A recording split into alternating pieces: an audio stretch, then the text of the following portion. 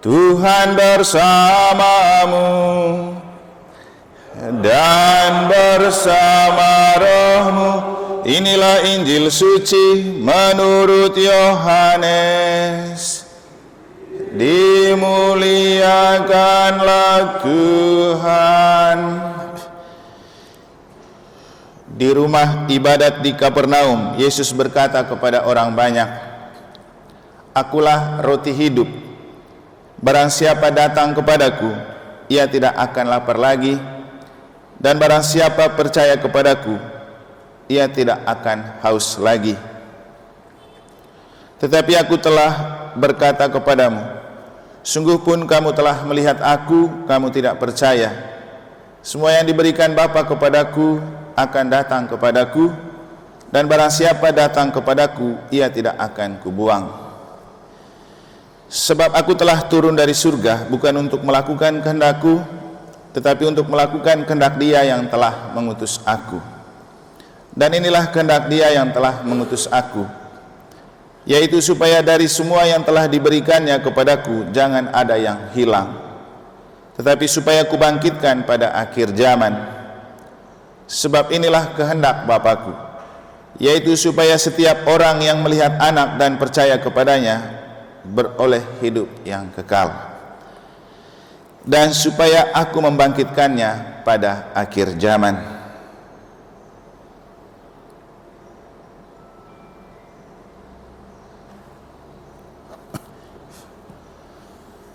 Demikianlah sabda Tuhan. Terpujilah Kristus.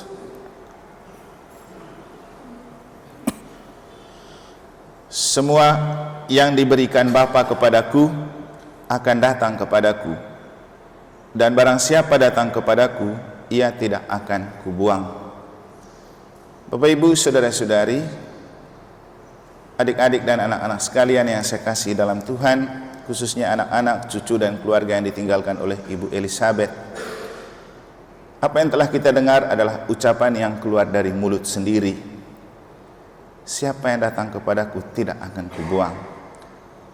Pertanyaannya, di mana Yesus itu di zaman ini? Gereja Katolik punya definisi tentang gereja, salah satunya sebagai tubuh mistik Kristus. Maka tempat gedung ini adalah simbol dari pribadi Kristus. Dan gereja sebagai tubuh mistik Kristus memelihara gerejanya dengan tubuh Kristus sendiri yang sering kita terima dalam misa. Dan dalam misa kita menerima perjamuan menu dari Tuhan berupa sabda Allah dan tubuh dan darah Kristus. Jadi cara Tuhan merawat umatnya dengan menyediakan misa untuk kita selalu bersatu dengan Kristus. Itulah maksud dari akulah roti hidup. Jadi kalau tidak mencicipi roti ini atau tidak sering ikut misa, Bapak Ibu, kita terpisah dari Kristus. Nah, di kuburan 2 malam lalu saya bilang apa? Di mana Anda bisa dapat roti hidup? Di mana Anda bisa dapat misa? Di gereja. Di gereja juga tidak bisa ada misa kalau tidak ada romonya. Nah, saya ingin menjelaskan arti dari kata-kata Yesus dan peristiwa kematian dan penguburan hari ini dalam konteks gereja sebagai jalan menuju surga. Kalau kita percaya gereja adalah tubuh mistik Kristus dan Kristus bilang, akulah jalan kebenaran dan hidup menuju surga, maka logikanya gereja adalah jalan menuju surga. Inilah kenapa ketika keluarga meminta, Romo boleh misa di rumah duka Tionghoa saja untuk penguburan. Saya bilang tidak. Dia ini anggota gereja, bawa ke gereja, misa di gereja. Karena gereja adalah jalan menuju surga, bukan rumah duka di sana. Di gereja dia dibaptis dalam nama Bapa, Putra, dan Roh Kudus, dan ketika kita mengembalikan dia ke pangkuan Bapa juga kita akan membaptis dia dalam nama Bapa dan Putra dan Roh Kudus. Nah, hal yang kemudian juga saya bilang, dari segi adat boleh saja kamu tutup peti, tapi dari segi iman Katolik sebaiknya dibuka waktu kita misa. Karena apa? Kan ada pemberkatan jenazah. Bagaimana kita memberkati jenazah ketika sudah dibungkus? Ini iman Katolik. Katolik tidak sama sekali bukan tidak menghargai budaya, tapi the right man on the right place. Di dalam keluarga dan budaya kita hargai budaya, tapi di gereja kita hargai iman Katolik. Nah, kenapa Bapak Ibu perlu kita memercik air itu di jenazah? Masih ingat cerita tentang seorang kaya dan Lazarus? Waktu orang kaya mati, duluan Lazarus yang mati. Kemudian ketika Lazarus mati, dia langsung naik ke surga, tinggal bersama Bapak Abraham. Lalu matilah si kaya. Setelah si kaya mati, dia ada di api penyucian dan dia kepanasan di sana. Lalu ketika dia sangat kepanasan, dia minta apa? Bapak Abraham, tolong minta Lazarus teteskan sedikit air untuk menyegarkan saya. Teteskan sedikit air. Itulah tetesan air suci yang kita perciki untuk jenazah. Jadi jangan berpikir kita tidak menghargai adat, tapi ketika kita sudah beriman Katolik, ya, kita kan bicara tentang hubungan dengan Tuhan, bukan hubungan dengan yang lain-lain lagi. Makanya saya bilang kepada keluarga, untuk saya mana-mana saja kamu bawa dalam keadaan sudah dipaku mati, tapi saya menganjurkan bisa dibuka. Tinggal kamu berpikir, siapa yang kamu selamatkan? Kamu keluarga yang hidup atau jenazah yang meninggal? Kita kan berdoa untuk keselamatan kekal dari ibu, maka dia yang diutamakan, bukan kita yang hidup. Jadi dia yang diutamakan. Jangan berpikir tentang kita yang hidup. Kita masih punya waktu, tapi dia ini sudah tidak punya waktu lagi untuk hidup bersama kita, dan kita kembalikan kepada Tuhan. Dan kita mau kembalikan dengan terhormat. Itulah gereja Katolik. Gereja Katolik itu tidak memandang kematian sebagai duka cita, tapi sukacita, dalam arti karena dengan mati kita kembali ke pangkuan Bapa. Karena dalam ajaran gereja Katolik, kematian itu cuman ketakmampuan tubuh untuk bergerak, tapi hidup tetap hidup, jiwa tetap hidup. Makanya kenapa kita berdoa mohon keselamatan kekal bagi jiwa, karena jiwa tidak pernah mati. Yang ada supaya jiwa itu dilepaskan dari ikatan-ikatan dosa, belenggu maut, supaya dia plong gitu kembali ke pangkuan Allah. Itulah gunanya misa. Itulah gunanya mencicipi roti dari surga. Itulah kenapa gereja Katolik sangat menghargai kematian. Kalau kita betul-betul beriman, kita akan menanggal segalanya demi iman. Karena ini seperti yang saya katakan di kuburan, istimewa sekali ini iman Katolik.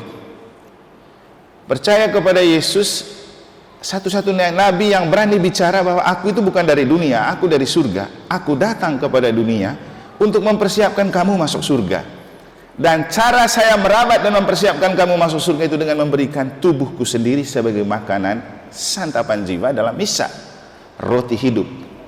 Dan dalam Injil hari ini Yesus bilang apa? Siapapun yang datang kepadaku tidak akan kubuang. Nah, ini gereja, ini tubuh Kristus. Siapa saja mayat dan jenazah yang dibawa ke sini tidak akan dibuang. Jangan kita manusia yang buang-buang. Nah, inilah alasan kenapa saya ngotot untuk mengatakan bawa di gereja. Beda kalau ceritanya COVID, karena ada aturan khusus. Tapi normal kayak gini, ngapain tidak dibawa ke gereja? Biarkan dia keluar melalui pintu gereja menuju pintu surga. Apalagi ini kan paroki Santo Petrus Negara, pemegang kunci di surga. Jadi Santo Petrus lihat, oh ada anak saya yang mati di paroki ini, buka pintu, kan itu. Bukan soal selera keluarga ini barang ini, bukan soal selera umat, tapi gereja menghargai orang mati supaya dia bahagia abadi. Bapak Ibu saudara-saudari, ketika bicara tentang gereja, jangan berpikir tentang keluarga. Saya pernah berkomentar kepada umat negara begini, kamu maknai enggak? Kenapa saat kita di paroki ini mau menikahkan orang, ada orang meninggal? Kamu maknai enggak? Ini bukan soal masalah keluarga. bukan karena mereka Kristo punya nenek mau nikah, Kristonya nenek, bukan. Ini juga kan kemarin ketika kita sudah mau nikah meninggal juga, ini tidak ada hubungan keluarga, bukan masalah itu. Tapi sebagai satu keluarga besar, gereja sinodal, anggota keluarga, apa yang kita maknai? Apa yang kita maknai? Kita itu satu keluarga, gereja. Jadi kalau bicara kematian, jangan berpikir keluarga lagi. Kita itu satu, karena semua pasti akan mati. Makanya tadi di sakristi saya bilang sama Pak Prodiakon berdua, mereka bilang, Romo tidak ada Mas Dinar. Iya ya, tidak apa-apa, anak-anak masih sekolah. Tapi kalau sejak memandang kematian itu penting, kan bisa izin juga. Begitu juga umat yang lain, kalau memandang ini adalah sesama saudara yang perlu didoakan, kenapa tidak bisa izin untuk datang misa? Kita semua akan mati. Lalu saya bilang, saya heran umat Katolik di negara ini ya. Umat lain kalau ada odalan bisa izin terus tidak kerja, tapi umat negara ini ada saudaranya yang mati, kok tidak bisa izin dan tinggalkan pekerjaan?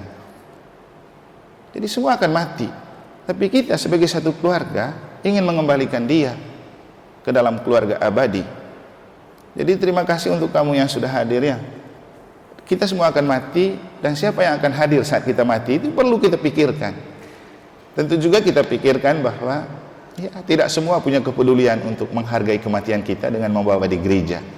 Kalau saya selagi di negara karena kondisinya mendukung, gerejanya dekat dengan kuburan, ya bawa saja ke gereja. Karena kematian itu sebuah perayaan iman, bukan hanya tentang orang jadi jenazah, tapi kita berharap supaya bersama Kristus dia hidup.